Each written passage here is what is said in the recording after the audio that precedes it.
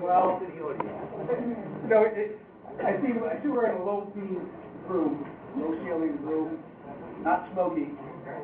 Doesn't smell like stale beer. A little louder, sir. And doesn't smell like stale beer. And it's not 1774. But the sense of the Sons of Liberty is in here. Hey. And I want to thank you for the opportunity to come before you and speak to you. Name is Tim Chichester. We say Chichester because we're more Irish than English. And my background is nuclear marine engineering with a very heavy dose of economics. I worked for 20 years for a Fortune 500 company, the last 5 of which was modeling the economy of New York State from Buffalo down through Montauk Point. I had about 30 people doing that. And then I went off and I started my own business. I'm an entrepreneur. I've had 2 businesses. And in between those 2 businesses, around the year 2001, I became heavily involved in what was going on with John Ashcroft. Started something called Lincoln Standards Act. And the reason why you hear Leahy and Durbin whine about they're accusing us of Christian bigotry, because I did it way back then. And having succeeded in that, I then said to myself that they're really vulnerable on the social side, because most of the damage done to us is done on social terrain through the social engineering or the socialists, the progressives, whatever you want to call them, because they're chameleons. They have a dozen different colors and themes. But the essence of it is this: when we look at virtually every fiscal disaster we have, it has been brought to us through social engineering, whether it's the Fannie Mae, whether it's the pending disaster of the immigration situation. Again and again and again, if you look at the attack upon religion, what you see is increasing levels of promiscuity, when you see the addiction to pornography, all of these things have social costs. The estimate alone for abortion is somewhere it's around $50 trillion net. $50 trillion net gross domestic product. Okay? You can't sell to a population that isn't there. We are, as a matter of fact, we are actually in a point where at the crest of a demographic wave that is about to crash downwards. If anybody knows anything about demographics, and that was part of what I did, we saw back then the smaller and smaller family size, the dinks, double income, no kids, and as you go towards the incredible level of entitlements and the expanding layers of individuals who are entitled to them, and down lower and lower, the smaller and smaller levels of productive individuals who have to support that, you have the seeds of economic disaster. Okay. That is what is happening to us. Russia is already going through this process. If you look at Soviet Russia, they're in a population fall, they're in a demographic disaster beyond their imagination. So there are a lot of issues that are going on. There are a lot of issues, a lot of causes that have brought us to where we are. But we have to understand a certain thing. One is the monetary disaster that we're in, not the fiscal. That has to do with budget. The monetary disaster that is now facing us is a tidal wave that is about to engulf us. It's going to happen. Okay. Anybody who thinks they're going to go down to Washington, fix the books, and make it right is clueless. What we can do is we can go down there and we can understand that we do our very best to hack that budget in half. I'm sure that the $7 billion, our share of the National Education Department, if it came back to us, would be a lot better than having idiots in Washington. Held 19 million people out of their educational system. I'm sure that we're competent enough to do that without people in Washington tell us to do it. But and that goes to a whole slew of different government departments and agencies and whatever. Okay. So, in terms of the fiscal side, I have no qualms about literally cutting it in half. Absolutely none whatsoever. I have watched for my entire life power go from county level to the state and then down to Washington. Okay.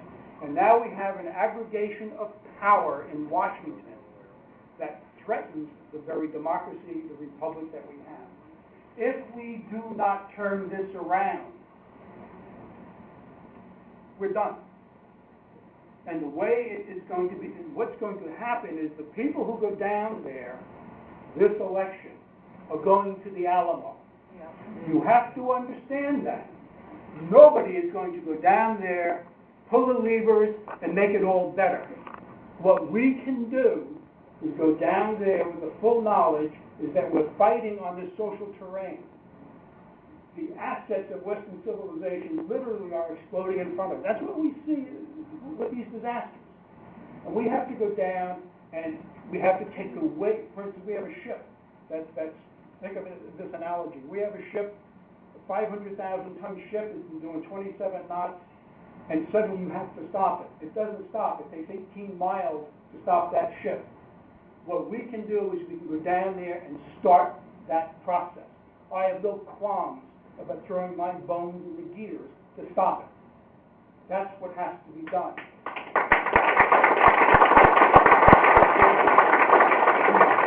You have to understand that no matter what we do on the fiscal side, the budget cutting and all of that, it is only a temporizing measure if we do not win on the social side. We have to restore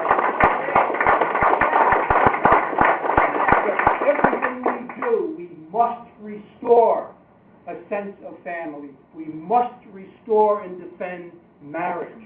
We must restore religious God in the central marketplace.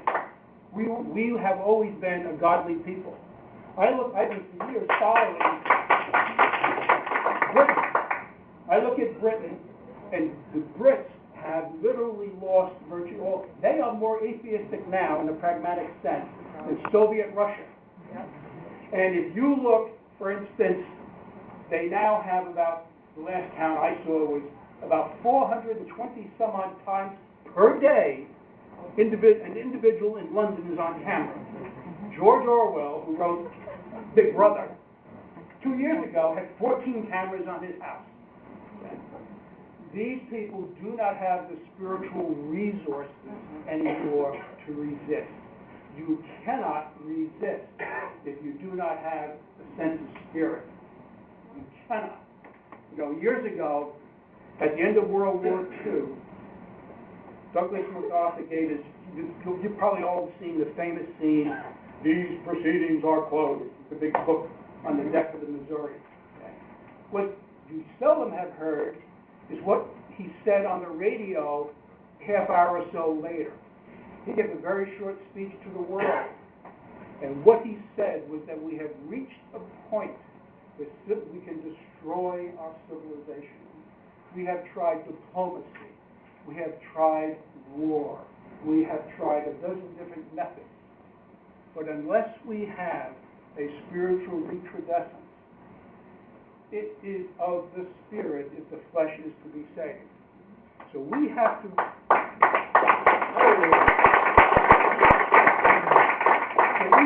understand that we send people to Congress if they're fixated on fixing the books. You will have simply another failure. Okay?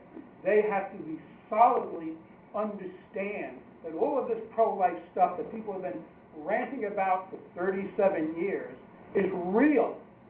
All of these social issues have enormous impact upon what happens. Enormous impact upon what happens. So when I look at all of this, what I look at is the absolute necessity of fighting those issues, of looking and undoing the unconstitutional things that have been done to us, that is taking the power from New York, from Washington, and bringing it back to the states. More and more, as I look at the 17th Amendment, which gave direct election to the senators, I recognize, my God, that was not the intent of the founders. they had them elected by state legislatures, so there would be a balance between state and federal government. When we changed to direct election, we changed to that mobocracy mentality. They're no longer responsive, but now you have 535 people who virtually run the world. Nobody should have that much power. No. Nobody.